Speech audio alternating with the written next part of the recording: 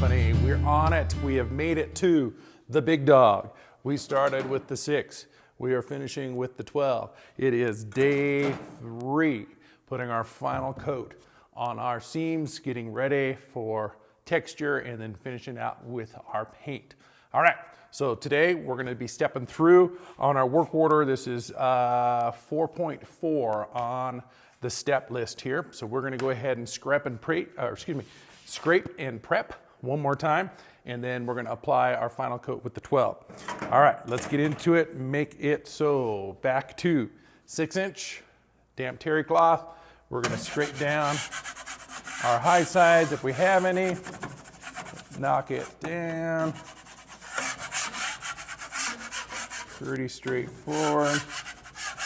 And then back to circular patterns on the lower section. Again, we are feathering out our tapered edges. There's the bottom, back to the top, taking off any of that extra material, and then just kind of working through the midsection here just to see if there's any distinctive patterns or lines. We're going to smooth all that out so that we do not have any issues when we come back with our 12-inch trowel. All right, same thing over here on the left-hand side. Scraping off the high sides, knocking down any extra. I'm scraping right across the top edge of our J-box here. That tells me we now have a level surface, which is exactly what we want. Level meaning the edge of the J-box is flush with the surface of our drywall mud. And that is right where we need to be. All right, super good. Back to the terry cloth, find yourself a clean section. Start on the bottom edge, circle, and feather that out to 0. Excellent, clean part of the rag, circle. Feather it out. All right, open it up, looking for a clean section again, and then we'll work right through the middle here just to knock down any of the high ridges, which gets it ready for our final coat. Literally is going to be super paper thin, just a finished coat to fill in the gaps and feather it all out. So we are in good shape right there.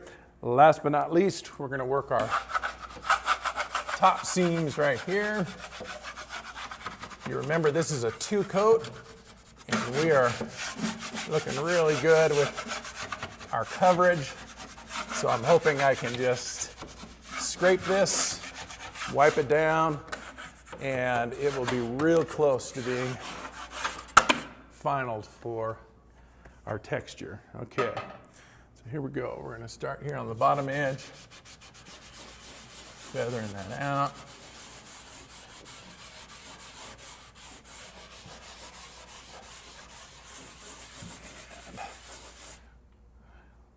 And once the rag gets full of the compound, you're going to find a clean section, because once it's impacted or full, it won't remove any more material, and that's not what we want. We want to take off just a little as we go, and that's why we want to find a clean section of the towel. All right, we're going to do the top section here, feathering out the edge,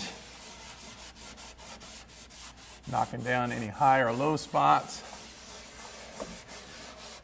You see a scrape. I have a big old scrape kind of coming through here. Either a chunk was on my knife or something, but the beauty of working with this moist towel here is I can just feather that back super clean, and it looks great when it's done. Okay, let's get this edge out here. That's looking really good. All right, find a clean spot on our towel, open up, fold in half, fold in a quarter, fold in another quarter. Now what I'm gonna do is I'm gonna go right down the middle section here. So where that 90-degree angle is, I'm gonna put the fold of my towel right in there and just gently wipe through there. And what it'll do is it'll make that transition a nice smooth inside corner versus it being really a tight 90, which we don't want, or being a real rounded over, bulky inside corner. We don't want either of that. We want right in the middle. So this little moist towel, you can check it out. See how it's removed some of that material? That's exactly what we want. I'm going to do a little bit more down here. Smooth that out. And she is looking really nice for texture here, I think. We may not even have to put any third coat topping on here. We may just skim the ceiling section a little bit, but the wall section looks really nice. All right, now last we're gonna work all of our screw heads, same deal. Just grab a clean section, feathering out the edges. This is where you really don't want to remove any material, because we're not going to put a third coat on our screw heads. So we're just going to prep it, and it'll be ready for texture.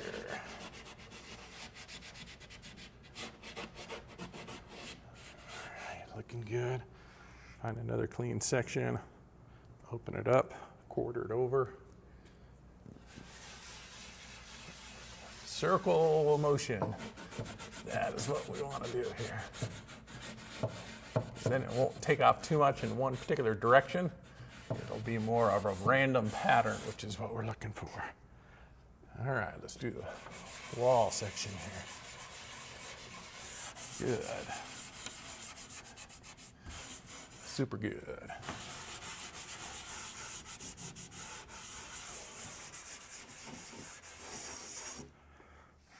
Find a clean section. The rag's starting to really build up, so hopefully we'll be in good shape. We won't have to go back to the utility sink. We're going to finish our whole 4-foot wall section here with just one damp towel.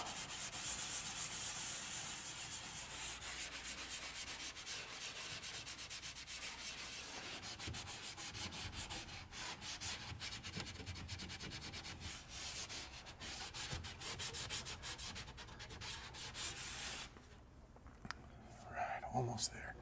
A few more of these screw heads here. You're golden.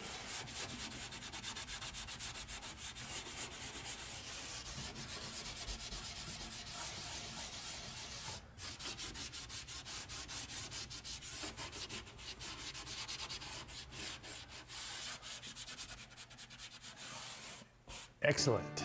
All right. We got the whole wall scraped, wiped down, ready to go for our final coat.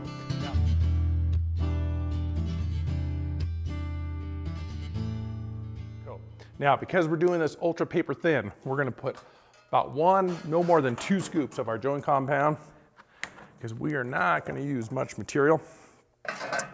So again, less is best. So I'm gonna go with 1 scoop here. That should take care of what we need. Now we're using the 12-inch knife, so we're going to spread that material out all the way down the tray, because we want to be able to get a more even amount on our knife. So we'll lid that so it doesn't dry out. Excellent. Wipe off my 6-inch knife so it doesn't get dried up chunks on it. Excellent. Now we're ready to go. Tray, 12-inch knife. Let's get this going here. So I'm going to give it a little stir. I'm not going to add any water to this, because what I've got at the top of my container is yesterday's kind of leftovers, which I had already mixed down with water. And so it was right at the top, and it looks like a really nice consistency for our top skim coat. So we're gonna go with that. All right, so you can see how I got the tray lined up. So now we got material 12 inches all the way across. So when I grab it with my knife, I get it set up all the way across. So here is my marker. So I should be starting just above where I stopped and pulling down and across that whole surface. Excellent.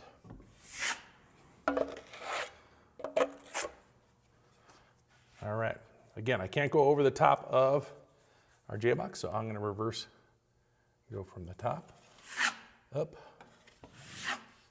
good, and then press down on the leading edge and pull across. Excellent.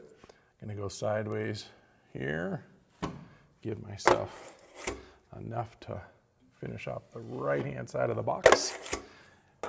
Clearing my knife. Right on. And then feather that bottom edge all the way across.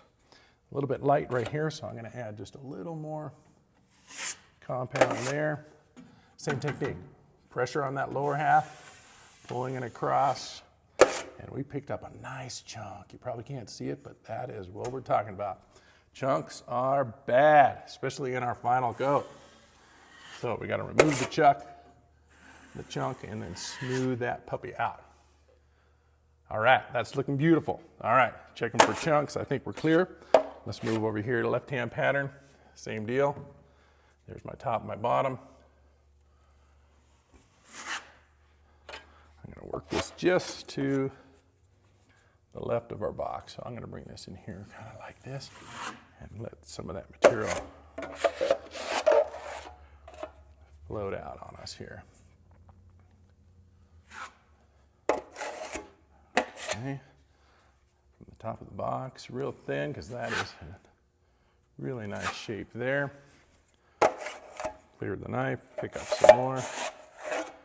Come down to the left side of the box, feather that out to the end. Clear the knife, pressure on the top edge, pulling down and across. If you heard that clink sound, that was actually our wires inside our box. So I'm going to roll these back a little bit so they don't get caught up with our knife. All right, last but not least, this bottom section right here. So now I'm going to start from the edge of the box, pull across, edge of the box down here, pull across, top edge, pressure coming across. Excellent.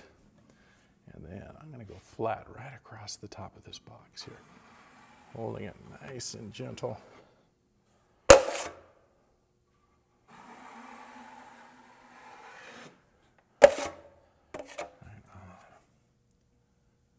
Okay, that looks super good. All right, last, we're going to just cover the top edge of our ceiling here. So I'm going to lay this really flat, put quite a bit of pressure, and just going to do a little skim coat. It's going to fill in where we've kind of got some voids or some places where there wasn't any compound laid in on the first pass and the second pass, and then that will hopefully make that seamless. We do not want to see our seams. That is our goal and objective here. All right, I'm almost out of joint compound, so hopefully, look at that. This might be just perfect right there. Whoo! Love it when you get just the right material. Okay, so that's that. Now I'm just gonna flatten that out a bit. I've got some ridges, so laying it really flat, super light touch. You don't want to push the material too far, you just want to feather that out so it's paper thin. All right, that's looking really good. All right, Husky Building Company, that is it. Coat number 3, 12-inch knife. Let that dry overnight. We're going to be prepping next for texture. All right, so hang in there, you guys. We'll see you on Monday, right? We're going to follow through the weekend. We'll pick up the next assignment on Monday. And hopefully all of you are doing well, staying safe. Keep building something great. Take care, guys.